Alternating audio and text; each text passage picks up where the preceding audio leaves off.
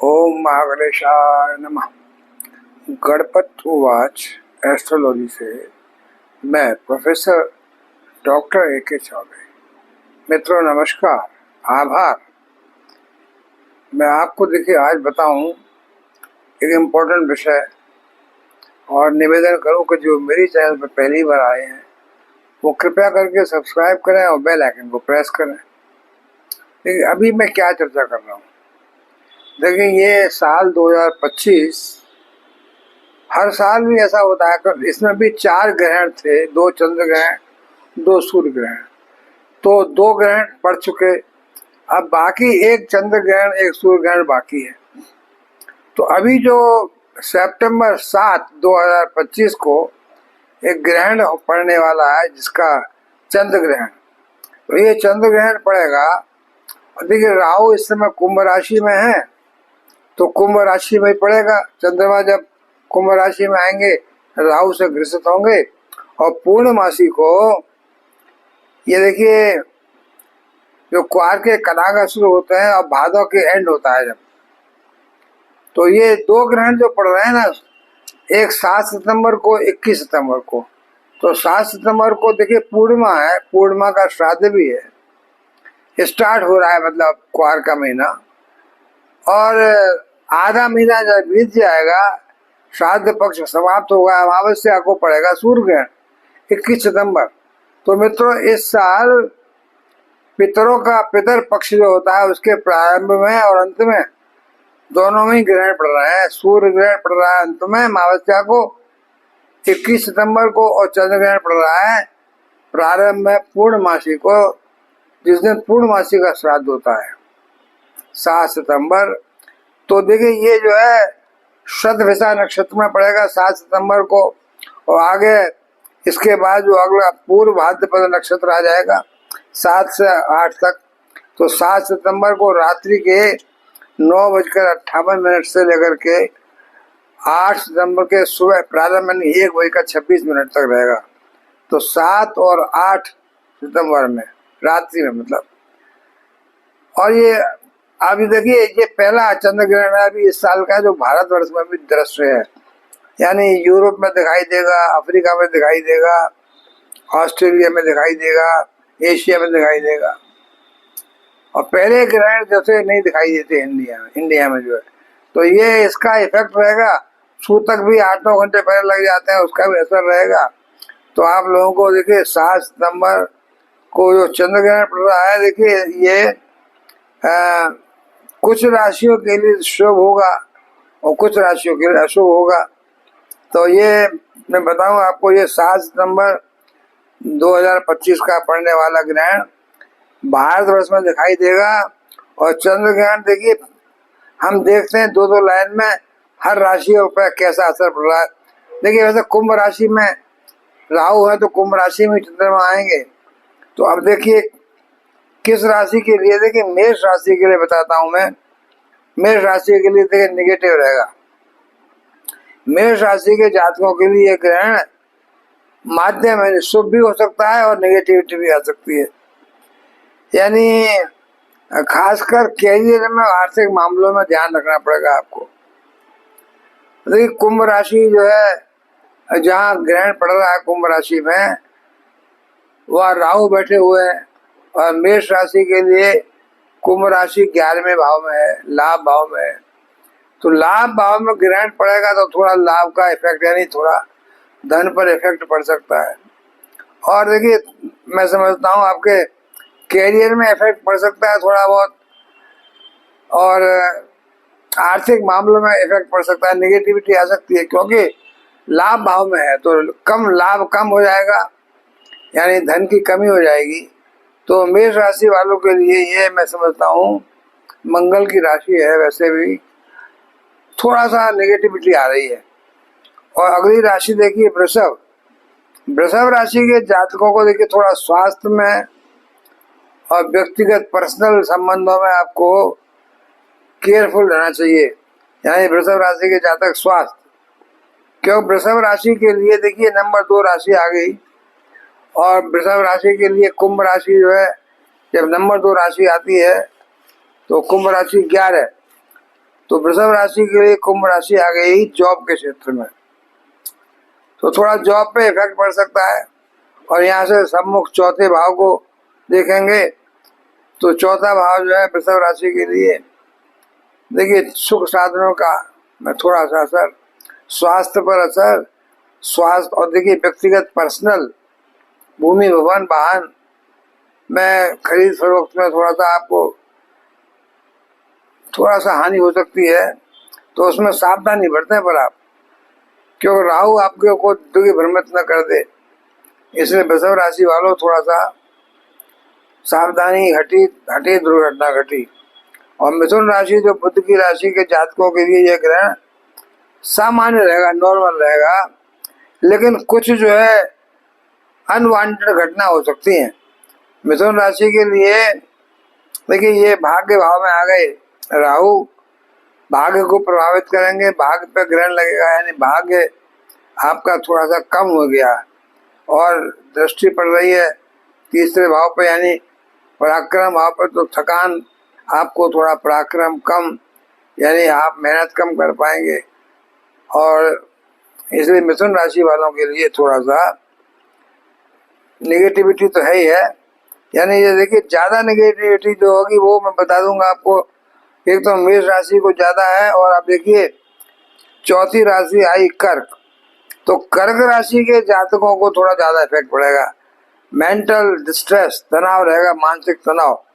चौथी राशि है, देखिए अब राहु या कुंभ राशि 8वें भाव में आ गई है, धन भाव पर दृष्टि पड़ रही है, सम्मुख 7वीं चंद्रमा की।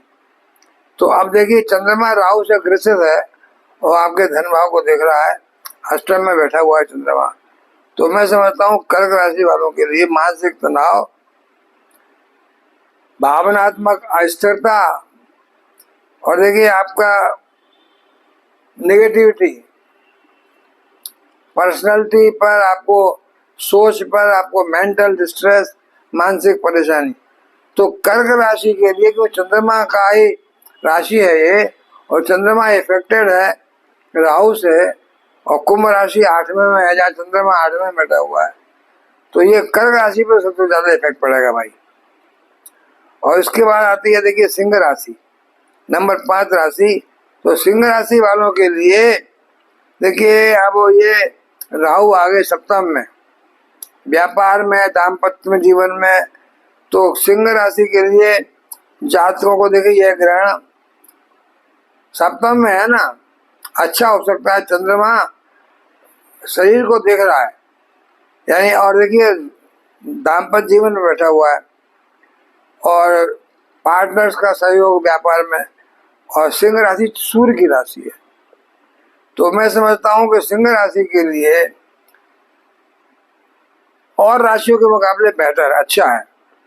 तो सिंह राशियों को मैं समझता हूं सामाजिक और मानसिक, खास तौर से आपको जीवन में अच्छा रहेगा, सामाजिक तौर से समाज में अच्छा असर पड़ेगा आपका, और ये ग्रहण आपको शुभ है, लाभ कराएगा, व्यापार में तरक्की कराएगा, आपको कुछ नया संदेश आ सकता है जिससे उन्नति हो, मतलब एक तरह से सिंह राशि को अच्छा है।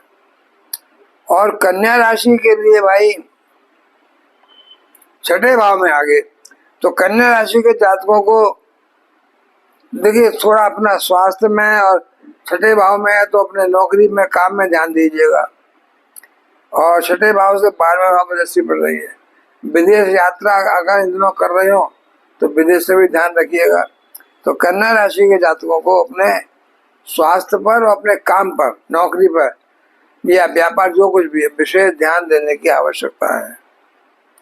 आपको सपोर्ट की जरूरत है, परिवार की सपोर्ट की जरूरत है। और देखिए तुला राशि वालों के लिए ये आपके देखिए 7वीं राशि है, शुक्र की राशि है, और तुला राशि के लिए पंचम में आ गए और लाभ भाव पर दृष्टि पड़ेगी। तो मैं समझता हूँ तुला राशि के जातकों को देखिए प्रेम प्रसंगों में अपने धन का खर्चा, ज्यादा धन न बिगाड़े आप, और देखिए लाभ भाव पर दृष्टि पड़ रही है तो लाभ भी कम ना हो। आप ऐसा कोई भाई बहनों से आपकी मामला गड़बड़ न हो जाए जिससे कम आर्थिक नुकसान ना होने पाए। तो तुला राशि के लिए पंचम में है तो मैं समझता हूँ अच्छा है, बुरा नहीं है। देखिए अभी तो बुरा तो जो था ज्यादा थोड़ा मेष राशि के लिए और थोड़ा कर्क राशि के लिए, बाकी सब के लिए अच्छा ही है अभी तक तो।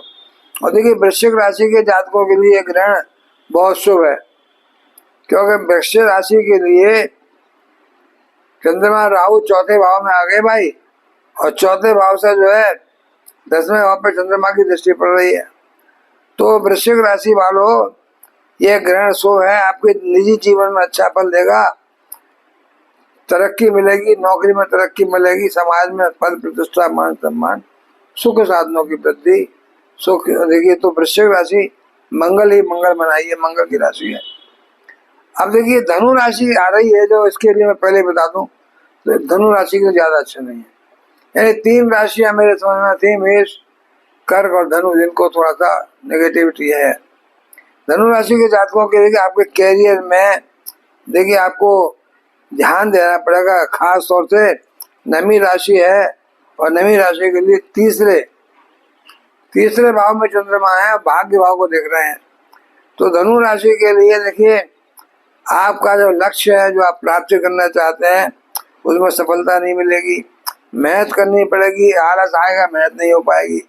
तो धनु राशि के जातकों को अपने देखिए कैरियर में नेगेटिविटी आएगी, भाग्य में नेगेटिविटी आएगी, भाग्य वर्धन नहीं होगा, यानी भाग्य ज्यादा साथ नहीं देगा। तो मैं समझता हूँ धनु राशि के लिए भी ज्यादा अच्छा नहीं है। और भाई इसके बाद देखिए मकर राशि आती है, तो मकर राशि के जातकों के लिए तो मैं समझता हूँ राहु जो है धन भाव में आ गए। मकर राशि के जातकों को अपने स्वास्थ्य और पर्सनल संबंधों में सावधानी बरतनी है। तो कुटुंब भाव में है तो चंद्रमा का असर पानी पे ना हो, ज्यादा नेगेटिविटी ना आए, तो मकर राशि वालों को ध्यान रखना पड़ेगा। धन भाव में बैठे हैं चंद्रमा और राहु, एक तो आप ऐसे काम न करें जिससे धन की हानि हो, या ऐसी वाणी न बोलें जिससे कुटुंब परिवार में बहस झगड़ा हो। तो आपको चौकन्ना रहना पड़ेगा, सतर्कता बरतनी पड़ेगी। ऐसा नहीं करेंगे आप तो नुकसान हो सकता है। वैसे नुकसान नहीं होगा क्योंकि धन भाव में राहु है, धन तो दिलाएंगे जाएंगे। और मैं समझता हूँ मकर राशि के बाद अब देखिए कुंभ राशि आई, जो कुंभ राशि में तो ग्रहण पड़ ही रहा है। कुंभ राशि के जातकों को देखिए लगन में बैठेंगे और सप्तम में देखेंगे। और तो आप देखिए यहाँ आप समझ लीजिए शरीर पे, यानी अपने शरीर को ध्यान रखिए, पर्सनलिटी स्वास्थ्य को ध्यान रखिए और व्यापार का ध्यान रखिए, व्यापार में नुकसान न होने पाए। तो कुंभ राशि जातकों को अपने फाइनेंस का ध्यान रखना चाहिए। वित्तीय मामलों में सप्तम भाव में दृष्टि पड़ रही है, आपका दाम्पत्य जीवन पर ध्यान रखिएगा। मतलब कुंभ राशि को खराब नहीं, हालांकि कुंभ राशि में राहु चंद्रमा है, पर लगन पर बैठे हुए हैं, सप्तम को देख रहे हैं। तो थोड़ा सा स्वास्थ्य का ध्यान रखिए, थोड़ा सा वित्तीय मामलों का ध्यान रखिए, व्यापार में ध्यान देके नुकसान हो जाए। और मित्रों आखिरी राशि है मीन। तो मीन राशि के जातकों के लिए यह ग्रहण सामान्य नॉर्मल रहेगा, क्योंकि मीन राशि के लिए 12वें भाव में राहु आ गए, विदेश भाव में आ गए, 12वें में आ गए और छठे पर दृष्टि पड़ रही चंद्रमा की। तो चंद्रमा 12वें में बैठे हैं, छठे में देख रहे हैं। मीन राशि के जातकों के लिए यह देखिए कुछ अनप्रेसिडेंट और अनपेक्षित और अनवांटेड घटनाएं तो घट सकती हैं, क्यों 12वें से छठे में दृष्टि पड़ रही है। नौकरी में या देखिए आपके स्वास्थ्य में या आपके कोर्ट कचहरी में कहीं आपका कोई केस फंसा हुआ हो, तो अप्रत्याशित घटना जो आप उम्मीद नहीं करते थे ऐसा हो जाएगा, लेकिन ज्यादा नुकसान नहीं है। तो मैं समझता हूँ देखिए ये चंद्र ग्रहण मैंने देखा हर राशि के लिए, लेकिन वैसे जनरल प्रिकॉशंस तो लेनी हर एक को, जैसे कहा जाता है। अब इसमें कितना विश्वास करें, बहुत से नए आजकल के लोग विश्वास नहीं करते हैं, पर ग्रंथों में जो लिखा है वो मैं बता रहा हूँ आपको। मैं भी बहुत सी बातों पर विश्वास नहीं करता हूँ, लेकिन चंद्र ग्रहण के दौरान कहते हैं कि गर्भवती महिलाओं को विशेष सावधानी बरतनी चाहिए, बाहर ग्रहण को नहीं देखना चाहिए, बाहर नहीं आना चाहिए, सुई से कोई काम नहीं करना चाहिए, चाकू से कोई काम नहीं करना चाहिए। ग्रहण के दौरान देखिए शुभ कार्यों से बचना चाहिए और नेगेटिविटी से दूर रहना चाहिए। कोई घर में मंदिर है तो उसको ढक दीजिए, पूजा पाठ बंद कर देंगे जब तक सूतक लगे, और बिल्कुल भगवान का मंदिर बंद कर देंगे। और उसके बाद जब ग्रहण खत्म हो जाएगा तब मंदिर खोल के भगवान को नहला के अपनी मूर्तियों को सफाई करके फिर दोबारा कर सकते हैं। पहले तो आप लोग नहाएंगे, उसके बाद ग्रहण उग्रहण, लोग ग्रहण में भी नहाते हैं, फिर उग्रहण होता तब नहाते हैं। और आपके शहर के आसपास गंगा जी हो या कोई जल हो, नदी हो, तो उसमें नहाइए। तो ग्रहण के बाद देखिए पवित्र जल से स्नान करें, गंगा जी हो तो अच्छा है। और थोड़ा दान पुण्य करें गरीबों को, लोअर डाउन टोडन व्यक्तियों को, सफाई कर्मचारियों को। तो अब ग्रहण के दौरान शुभ कार्य कोई नहीं करें आप। ग्रहण के बाद नहा धो करके दान पुण्य जरूर करें, कुछ अनाज दान करें, तो उससे आपको देखिए लाभ होगा। तो वैसे बस यही बताया मैंने आपको कि देखिए कहते यही है, अब आप माने न माने आपकी मर्जी है कि खाने पीने की चीजें उसमें नहीं खाना पीना चाहिए। और घर में कोई बनी हुई चीज रखी है तो उसमें तुलसी पत्र डाल दीजिए, और क्योंकि तुलसी पत्र भगवान को बहुत प्यारा है। और हम तो ये समझते हैं तुलसी पत्र डालने से शायद कुछ एंटीबायोटिक असर होता होगा, और उससे कोई अन्न पे कोई खराब असर नहीं पड़ेगा। कोई उस दौरान तो खाना पीना न बनाए, और जो बना हुआ रखा है खाना उसको ढक करके तुलसी पत्र डाल करके उसमें रख दीजिएगा। तो मैं समझता हूँ कि आपको देखिए ये जो ग्रहण है ज्यादा हानिकारक तो नहीं है, लेकिन देखिए साल का अंतिम ग्रहण है 2025 का। और बस ये है कि ये पितरों के स्टार्टिंग, यानी आपके शुरू का पहला जो होता है पूर्णमासी का श्राद्ध, तब से लेकर के अंतिम अमावस्या का, तो ये पूरा आपका सितंबर का महीना जो है, आधा महीना समझ लीजिए इसमें, पूर्णमासी से अमावस्या तक।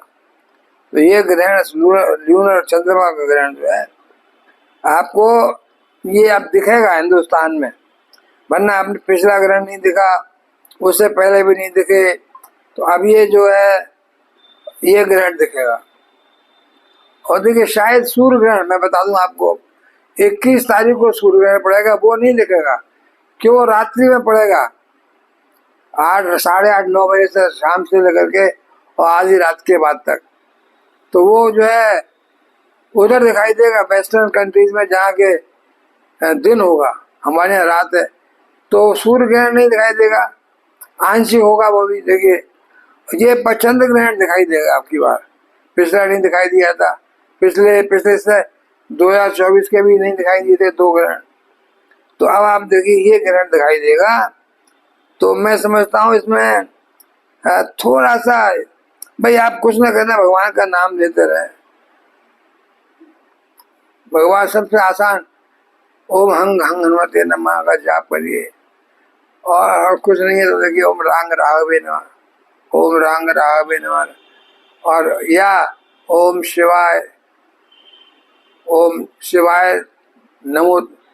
अब जैसे आप ओम नमः शिवाय कहें, और ओम शिवाय नमोस्तुभ्यम, ओम नमः शिवाय, ओम शिवाय नमः, ओम शिवाय नमः, ओम शिवाय नमस्तुभ्यम, ओम शिवाय नमस्तुभ्यम का जाप करेंगे भाई तो अच्छा रहेगा। तो मैं समझता हूँ 7 सितंबर को पड़ने वाला है ग्रहण। मैंने बता दिया कि मून आपका देखिए ये रेड दिखाई देगा, यानी रात को जो ग्रहण पड़ेगा वो टोटल मून का जो कुछ टाइम टोटल इक्लिप्स रहेगा, और जो रेड टोटल लूनर इक्लिप्स रहेगा आपको। और 7 सितंबर को रेड मून कह सकते हैं इसको आप, लाल। तो आप लेकिन सूर्य ग्रहण नहीं दिखाई देगा। तो अब अभी साल के दोनों सूर्य ग्रहण, और देखिए ये पड़ेगा 7-8 सितंबर को, वो पड़ेगा 21 सितंबर को।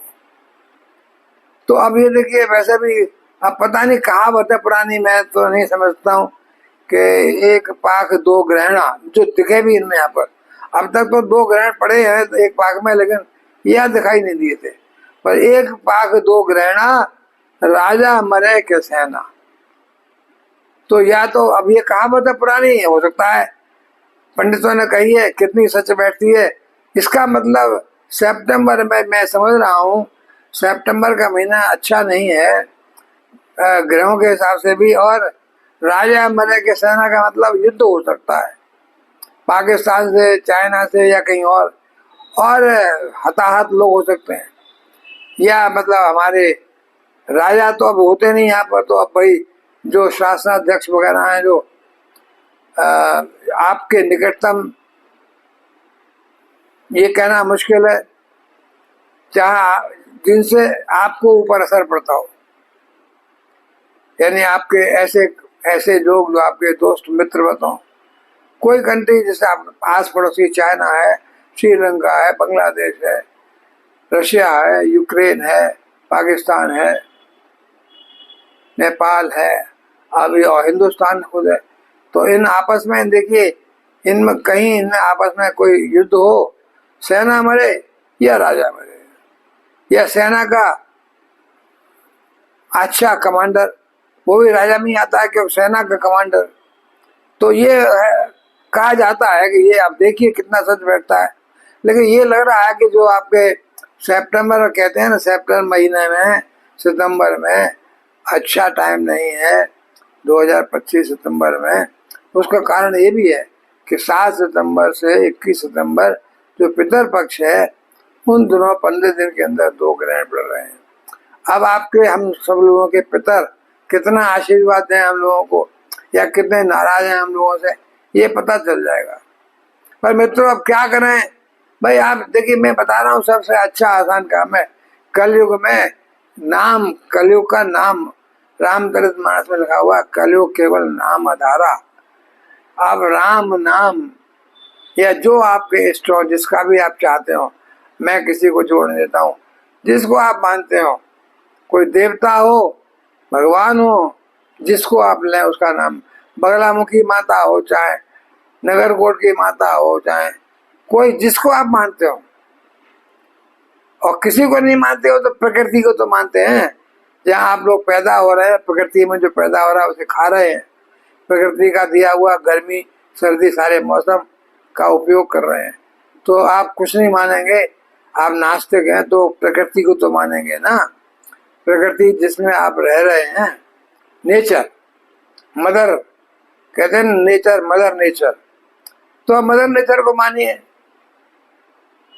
तो मित्रों, ये मैं विषय मेरा जो है मैं लेके आया था आपको। अभी चंद्र ग्रहण और सूर्य ग्रहण 2 पड़ेंगे एक साथ, और सूर्य ग्रहण तो यहाँ दिखाई नहीं देगा, तो ज़्यादा उससे आप विचलित न हो, और जो दिखाई नहीं देगा उसके सूतक भी नहीं लगते, और सूतक उसके लगते हैं जहाँ दिखाई देता है।